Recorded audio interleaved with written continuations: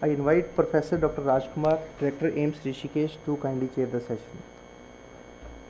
Dr. Rajkumar graduated from GSVM Medical College Kanpur in 1985 and then obtained his degree of Master of Surgery from the same college. It's not required, it's okay.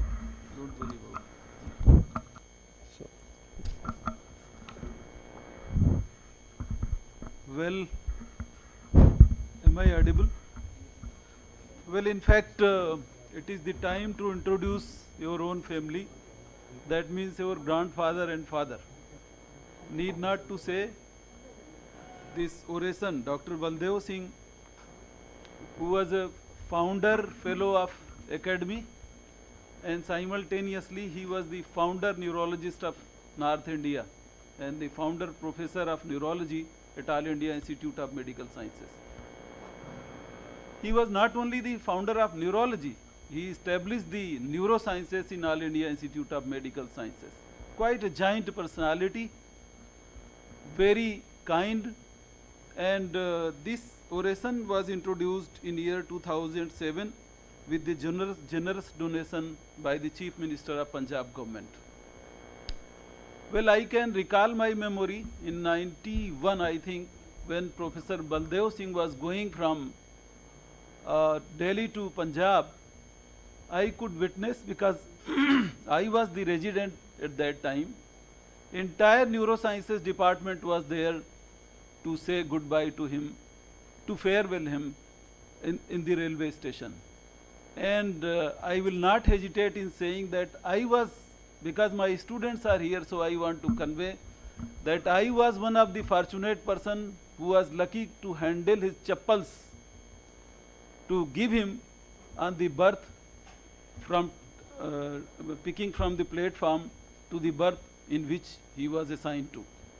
So he was such a great man. Because of him, the neurosciences of this country came up. And of course, his orator obviously would be great. So it is something like introducing my own father, Professor A.K. Banerjee.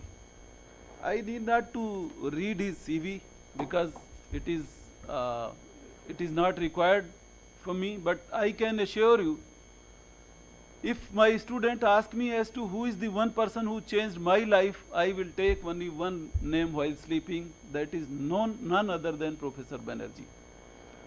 Well, he is a great teacher. And another thing I want to tell you, that if somebody is inducted in neurosurgery department, I believe even a fool person can be inducted and can be made a skilled neurosurgeon, and an example is before you. Probably I was much fool when I was inducted in neurosurgery department, and so much so that many times he corrected the spellings of so many diseases in discharge summaries. He is a great teacher. Of course, very tough taskmaster, hard disciplinarian, and he is genuinely respected throughout the country as far as the neurosurgery goes. He developed microneurosurgery. He is the father of modern neurosurgery. As he is creator, he did drastic changes in the neurosurgery department of All India Institute of Medical Sciences. As I have said, he is creator. He created Women's Center of Neurosciences, and needless to say, he was head of department, chief of neurosciences, so on and so forth. But the great personality ever I have met with is Professor Banerjee, and you will listen the way he is going to deliver this oration. With this, I invite Honorable Professor Banerjee. Sir, you are kindly invited to deliver.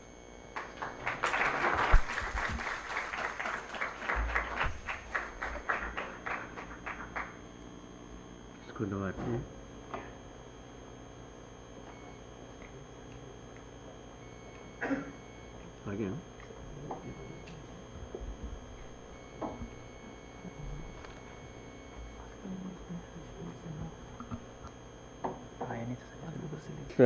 Good morning yet. Good morning, and it's a great occasion to be invited by the Academy to deliver this oration. The pleasure is doubled because one has come to an institution which is headed by one of our ex-colleagues and someone who did his neurosurgical training at AIIMS Delhi. Dr. Rajkumar is a person of few words, but one thing I know about him, he has grit, determination, he has vision, and I am absolutely certain that someday this institution will not only improve on what it is, but maybe even better what AIIMS is, AIIMS Delhi is. Well, I decided to speak on neurosurgical training and evaluation as a model. When I am talking about neurosurgical education, I am talking of broadly super specialty education which covers neurosurgery. There would be a lot of differences, lot of discussions on what I am saying, possibly because number one, I belong to an older generation where e-learning was not the norm. Secondly, I see e-learning from a little different perspective. I do use websites, I do use the computer, but what I feel is that to use these you require a certain maturity, and without that maturity it is very difficult to do e-learning. There are so many distractors today, tremendous number of distractors. You go on the, you start off the computer and then you suddenly think of music by Yo-Yo Honey Singh or a movie of somebody or the other, and then you are totally distracted. So that with maturity, you know this is exactly what you want, this is exactly what you want to see, and this is how you want to see it. And this is one of the things which has been bothering me for a very long time. Coming to the oration, it had been my privilege to work with Dr. Baldev Singh. He was a legend in his lifetime. Very few people of his caliber had been in India at the time when he was starting his career. Some things have already been told to you by Professor Rajkumar. Let me elaborate a few lesser known things about him. You know, he was a neurologist. You know that he was the professor of neurology at All India Institute of Medical Sciences. Later on, he was an emeritus scientist of ICMR. You know that he did his MRCP, and this is where I want all of you, particularly the young people, to think about what I am saying. He did his MRCP and he went to Edinburgh to look for a house job in medicine. He couldn't get one. He was posted to the casualty and he was looking for some placement in the institution, when suddenly he met a man who was Mr. Norman Dodt. You know, the surgeons in Britain, they are addressed by Mr., not by Doctor. So Mr. Norman Dodt, who was the first generation student of Harvey Cushing, the father of modern neurosurgery. Not only modern neurosurgery, but his span of work was from surgery to endocrinology to neurosurgery, you name it. So he was one of those great living legends and the first generation person, and this is where Dr. Baldev Singh landed, and he started work after his MRCP. Mind you, again I repeat, after his MRCP in medicine, he landed here and worked with Mr. Norman Dodt for a little more than a year. He had to come back for various family reasons, and he started the first neurosurgical clinic in the city of Amritsar in Punjab. Unfortunately, within a few months of his joining, he developed viral myocarditis, because of which he had to stop neurosurgery, which is a very exacting discipline, and went on to medicine, and then to neurology, and then to whatever greatness you people have already heard. He was an iconic clinician and a teacher, absolutely. It is said that a man reached heaven after his death, and he was standing in front of Chitragupta, who was, if some of you may not know, the registrar of deaths in heaven. Chitragupta writes down the details when we go up. He is going to write down all our details in his register. And when Chitragupta asked him that what did you die of, he said, I died of a stroke. He said, fine. Whom did you see? He named this doctor and that doctor. They said, did you see Baldev Singh? He said, no. Now go back. See him, and whenever he says that you are dead, you can come. He was a great man. I mean, it's very difficult for us to relate to what he was and what type of personalities he was. He had a great inclination for research. Even to his last days, his inclination in research was phenomenal. The last that I met him, he talked about his own aging, the infirmities apart.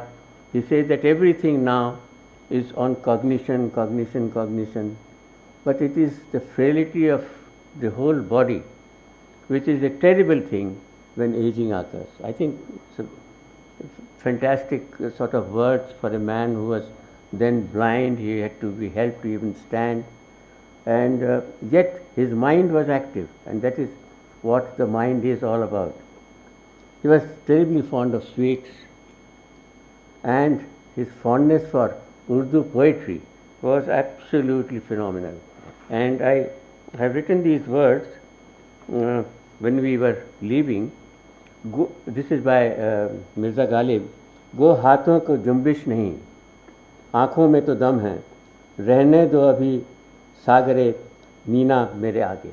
You know, these are words which are so peculiar to an aging person, an aging poet, who is seeing that the hands have lost their strength, but yet there is some sight in the eyes. And he asks the Saki to leave the jug of wine so that he can at least have the pleasure of seeing it. Now these are three legendary figures which are very important to recognize because they changed the entire face of super specialty training in India, whether it is medicine, surgery, or you name it. In everything, these are three people who did it. This is Dr. Jacob Chandy from Vellore. This is Dr. Ramurthy, and this is Dr. Lakshman Swami Mudaliar. All these three happen to be a happy augury of fate in Madras. Dr. Chandy was in Madras State. Dr. Chandy was at Vellore. He was in Madras Medical College, and he was a legendary Vice Chancellor of Madras University. Dr. Chandy had a wonderful vision, a vision of the future of India. And he had the vision that we would require a tremendous amount of manpower. He was concentrating on super specialties. And it is not alone in neurosurgery he was thinking. He was thinking across the broad spectrum of clinical super specialties which had to come some day or the other. And I am talking of early 50s.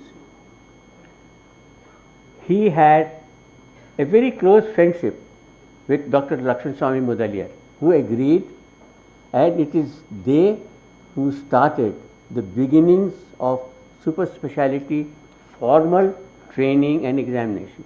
Before that, there was a completely different system. The different system was that you have a basic degree, whether it is an MD or an MRCP or an MS or an FRCS, that is all that you need.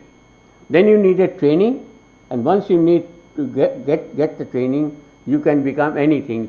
Could have become an oncosurgeon or a neurosurgeon or an endocrinologist, whatever you wish to be.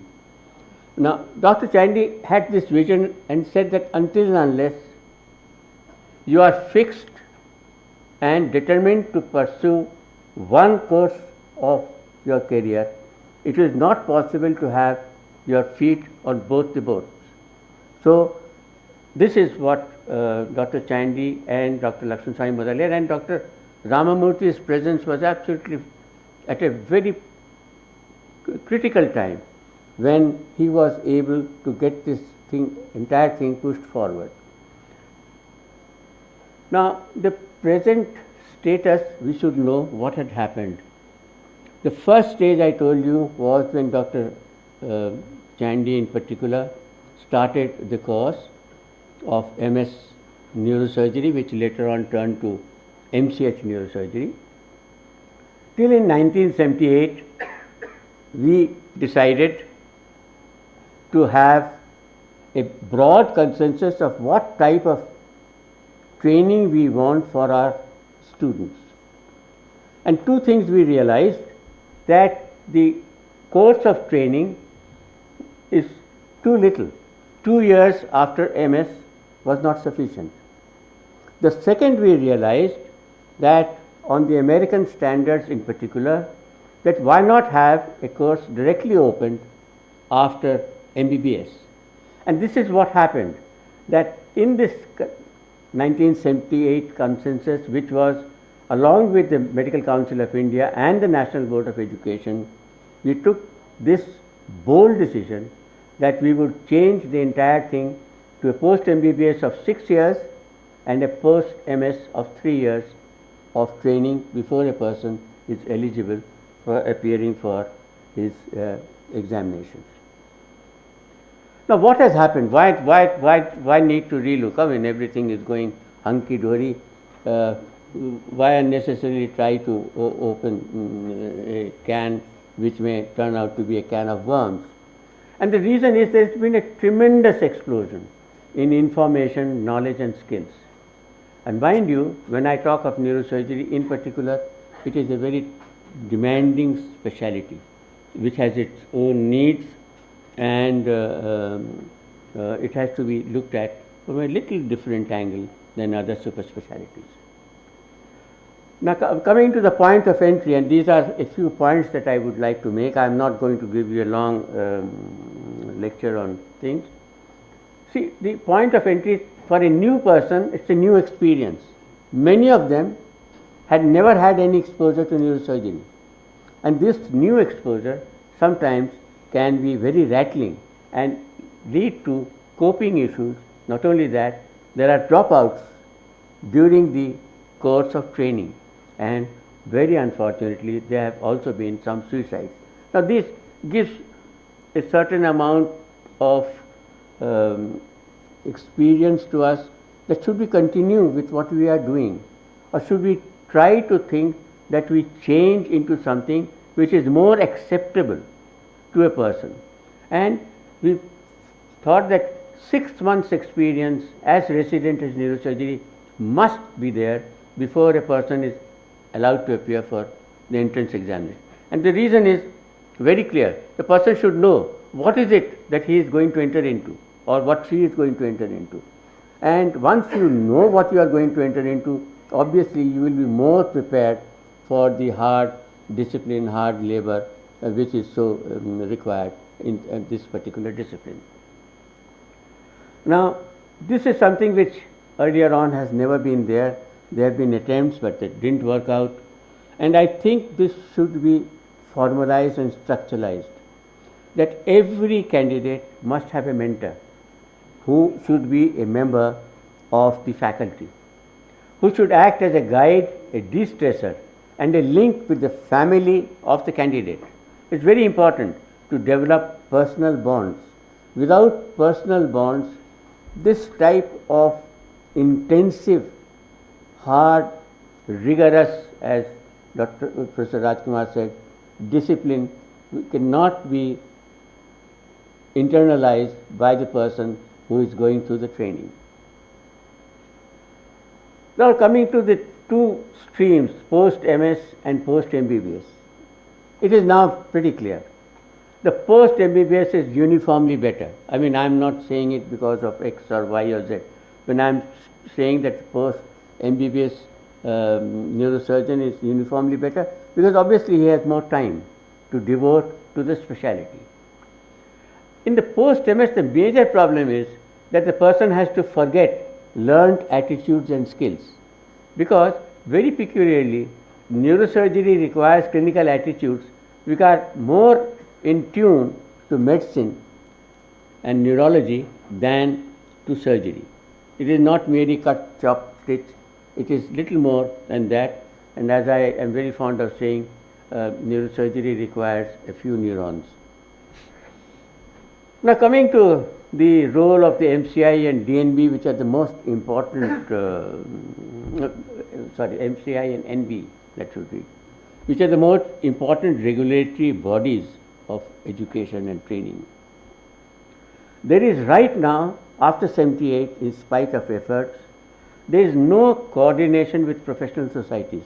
This is a very sad thing, because professional societies would be far better be able to give you ideas as to how to progress, how to formalize things in such a way that you produce a better neurosurgeon. But somehow or the other, this is not there at all. The second thing is that there is this urge for uniformity. It should be a 3-year course for this, a 6-year course for this. Why not 4? Why not 5? Why not 8? Why not 9? So things are changing, tremendously changing. There are new needs which are arising. And to absolutely uniformize everything is not a very wise thing to do at all. You know, in America, the professional societies are the ones which drive the American boards. They say this is what is required. It is not the other way around. The American boards don't say that.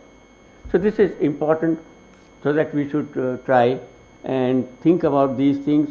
My days are of course over, but Professor Rajkumar and people like that, they should think in terms of the future. Now this is, where should a training center be?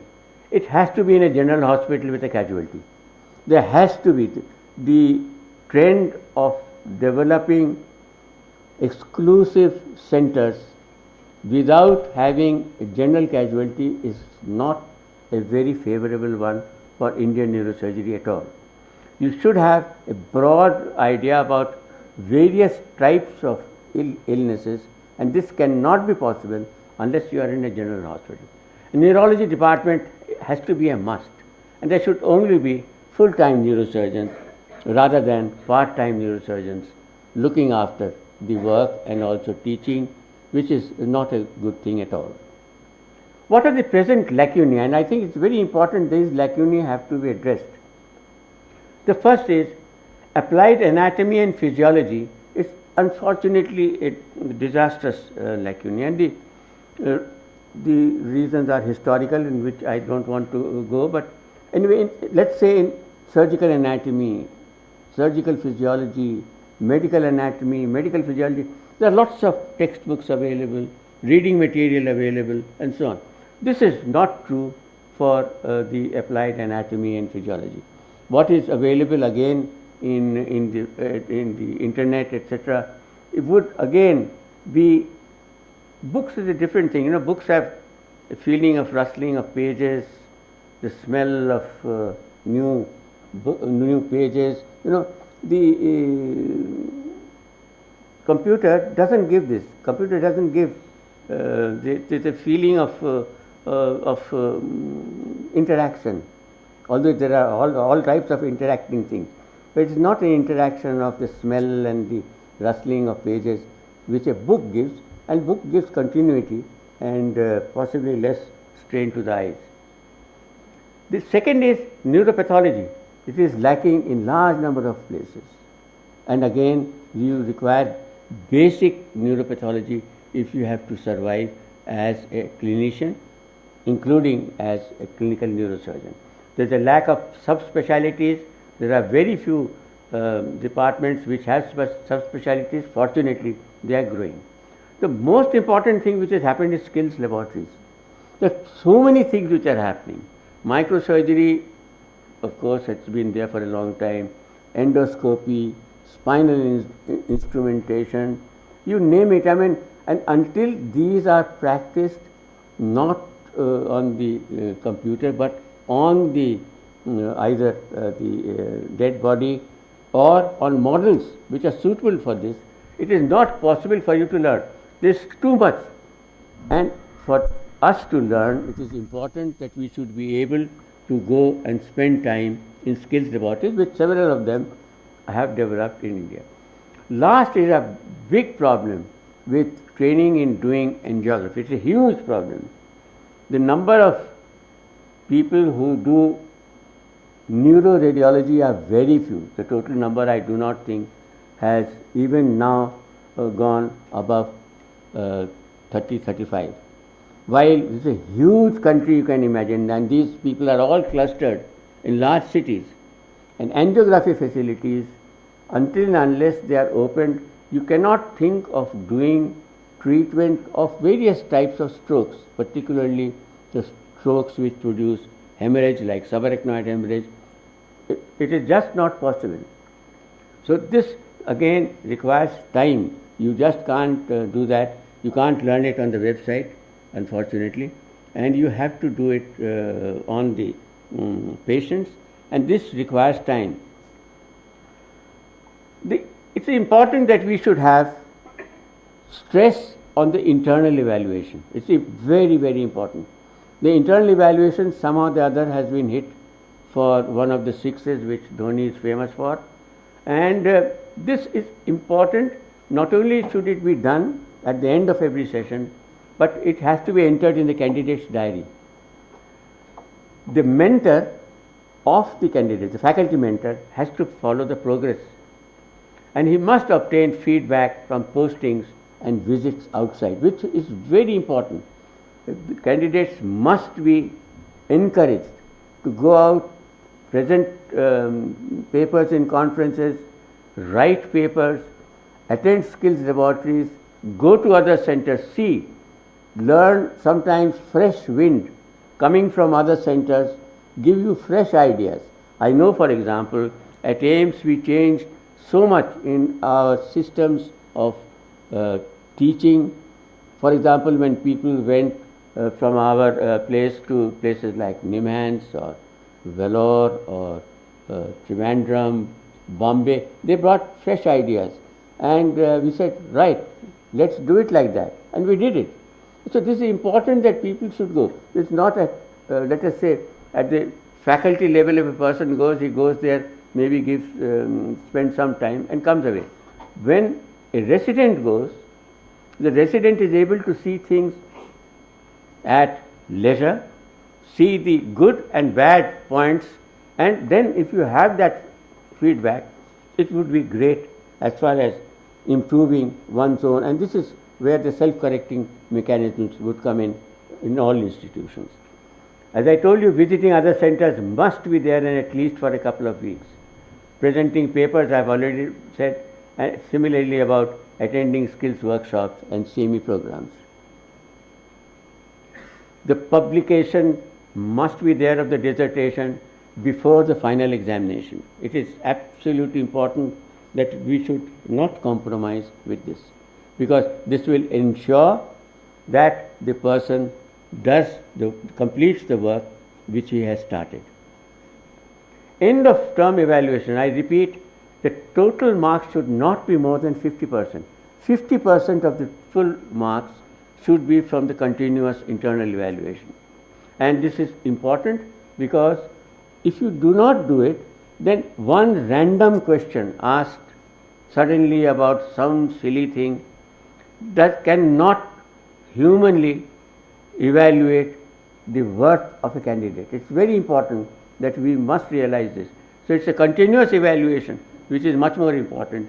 The final evaluation should be only 50%. There should only be external examiners, and internal evaluation must be evaluated by the external examiners for its credibility, because sometimes we are all humans. Sometimes we may tend to be overindulgent to a person who has been with us for a long time, and thereby one may lose one's perspective in trying to evaluate the person completely and thoroughly. Now, these are brief conclusions. The 6 months of pre-experience in neurosurgery is a must. The post-MS course, I think, should be increased to 4 years to accommodate particularly the skills laboratories, the angiography, etc. They have to be 1 year more. And the American board has actually increased it by 1 year. Mentorship, I have already. The didactic teaching has to improve, it has to increase, and it is important because of the lack of resource material. It becomes all the more important that we should be able to increase the didactic part of teaching. I realize the moment I say this, there will be many eyebrows raised as to how is it you can't talk to a mature student and talk of again the same classroom approach. It's unfortunately not true. The classroom approach has to be there to ensure that a person develops independence from the classroom. So the classroom has to be the beginning, otherwise it becomes impossible to as I told you, broaden exposure, continuous internal and external examiners only in the end of term evaluation. Now, ladies and gentlemen, I have in a short time tried to give my viewpoints, which I again repeat is a little odd, if not revolutionary. E-learning is excellent. It requires maturity. It requires patience. It requires practice. It doesn't come in the beginning. Our students, our postgraduates possibly require mentorship and didactic teaching as much as side-by-side e-learning. Thank you very much for your attention. Thank you, sir.